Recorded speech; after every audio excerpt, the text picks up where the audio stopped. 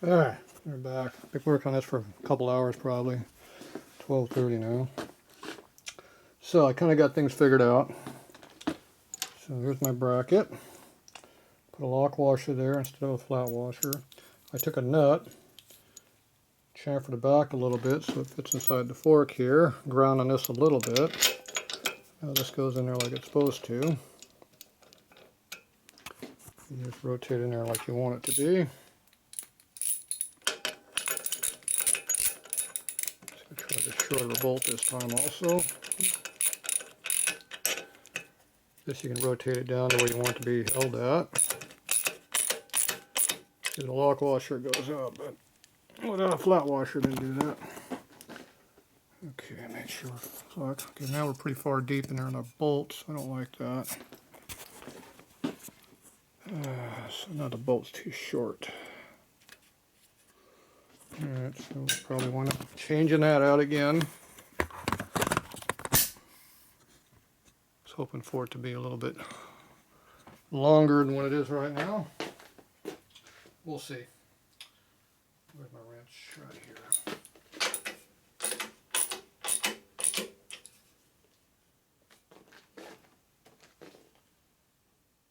Yeah, it's a lot deeper in there now. So. Not a big fan of that lock washer in there either, like it is.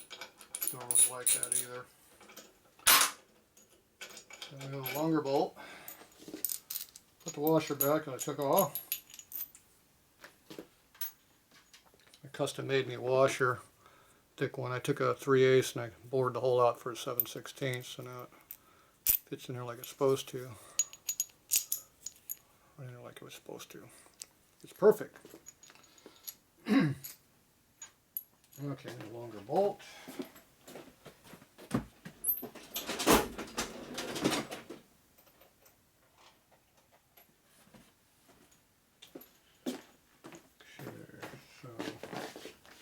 Got some old heavy-duty lock washers. Get rid of that modern crap that fails all the time. Lock washer, flat washer, longer bolt, nut with a cut to the towards the fork.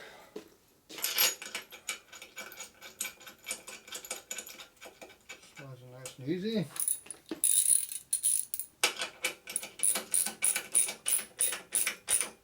Doesn't spin up like it was.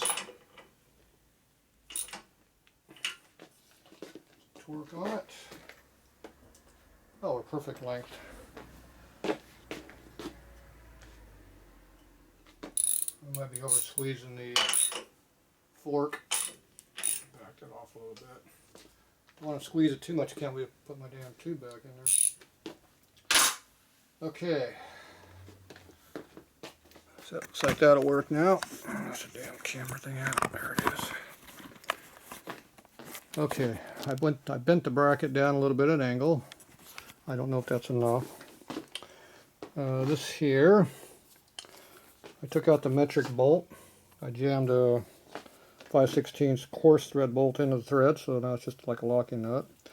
I went upstairs and grabbed a couple of thin O-rings that go in there that are some unknown fitment for a twin cam. So now this isn't flopping around and vibrating like it was, but it still moves. It also seals the heim joint, so I can put some grease on there, oil, it'll stay that way, lubricated.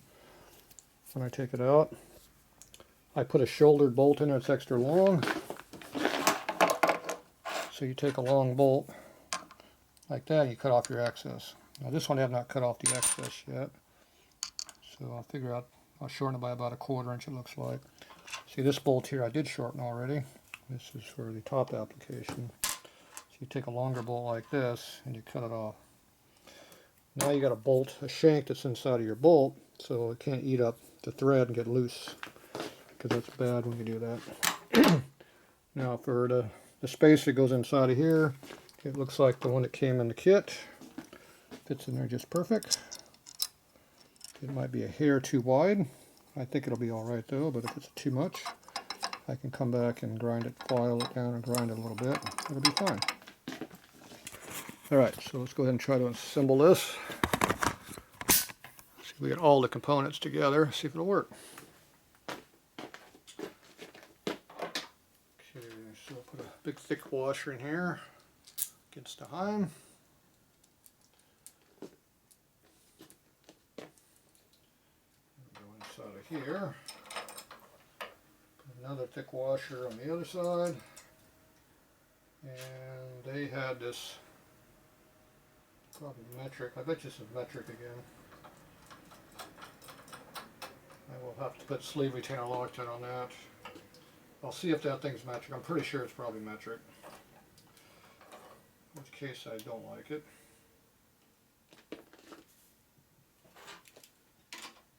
Oh yeah.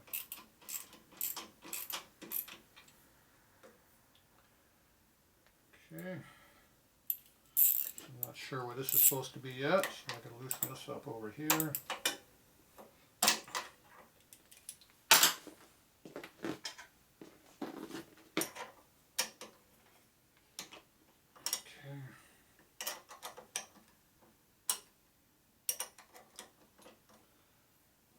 Go. Slides now a little bit. That slides a lot now. Okay, now we take our bolt here. This is our cut down bolt. Goes through the fork. Goes up.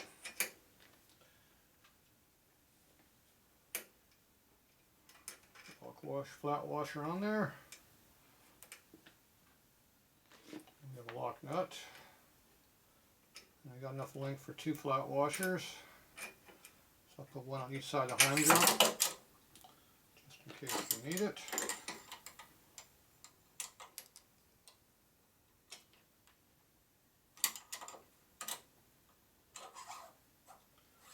Well, these could be made smaller diameter, give you a little bit of length for high angle. Right now I'm just putting a flat wash in there. Basically it's an extra washer in case I lose it. I got a backup on the other side of the heim joint doing nothing right now. You can also put underneath the bolt head, but that keeps me from getting to my hex head, so I'm leaving that off for now.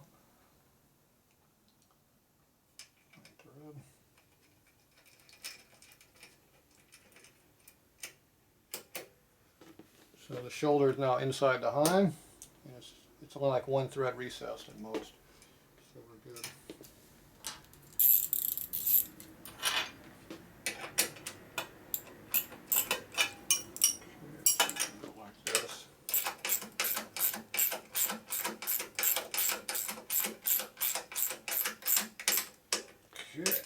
Tighten that down. Okay, now we got to figure out where we want our joint at here. So the fork is at full lock. So now we got to adjust our lever here. So we're just clearing that, that's good. Okay, so we don't want to be this bottomed out here, so we can slide this thing up a little bit. We don't know how much we want it to go until we go this other direction. But for now, I'll give myself about 1 inch back here, like that, which is plenty. And if I move this a little bit different angle, it will clear here better. It'll also flatten out this angle here, if I bring this up a little bit. So I might do that, I might not, I don't know yet. So I'm going to go ahead and tighten this bolt down here to lock this in for now, where it is.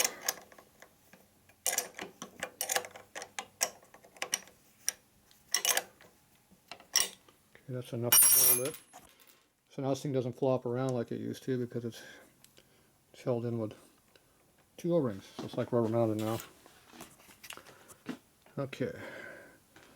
I'm thinking about moving this up a little bit here, like this. That makes it hit the filter when I do that.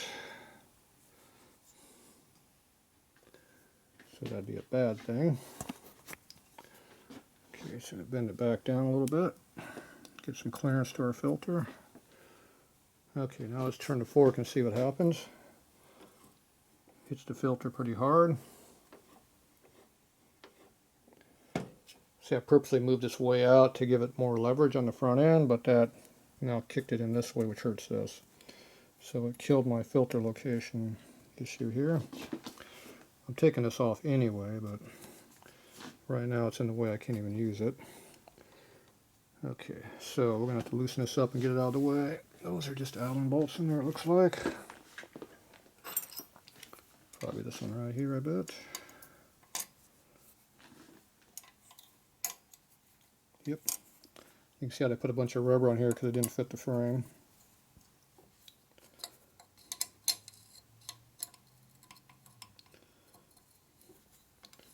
See, I did something to help my leverage up in here for more travel, more control of your dampener, but it hurt me here, so.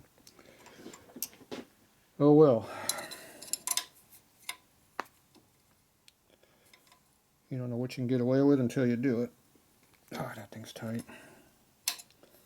Go ahead and undo this one over here now. That's a long one. Yep. The cheater wrench here.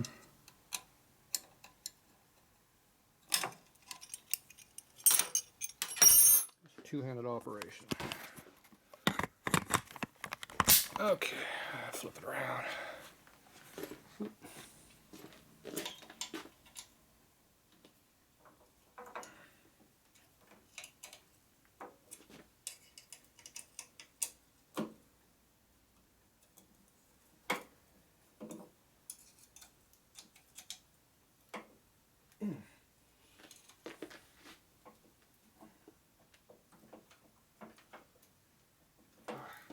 Stiff.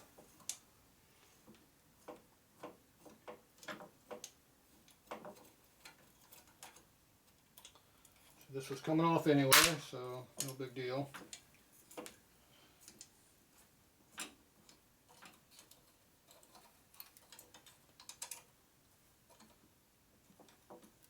So next time I do the steering nap, right now I got to keep it inside a little bit so it doesn't get into the motor and stuff. It still might get in the motor. I might have to make another bracket. Who knows? We'll find out in a couple minutes. Okay, this thing does not want to come off of here. Oh, that hurts. There we go. Out of the way. Okay. Move that up.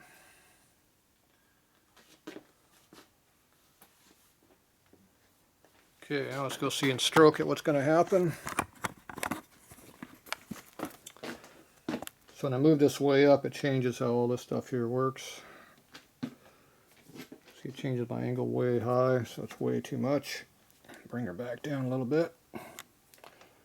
I don't know how it's going to cycle, so we're going to figure that out right now.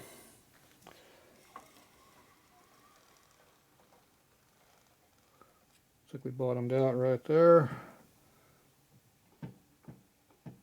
So we're bottomed out, so we got to slide it down. Looks like our clearances are fine. I think I'm going to want this bolt from the other direction, but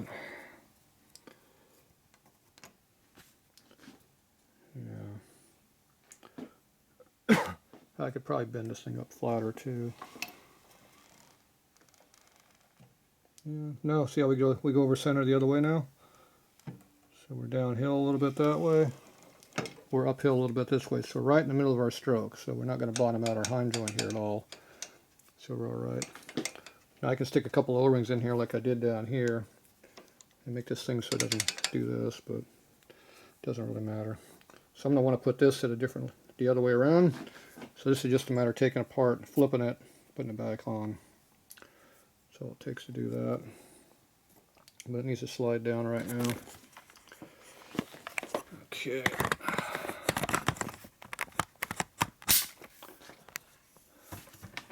Tripod's going to fall over. I don't do it. Adjust it a little bit.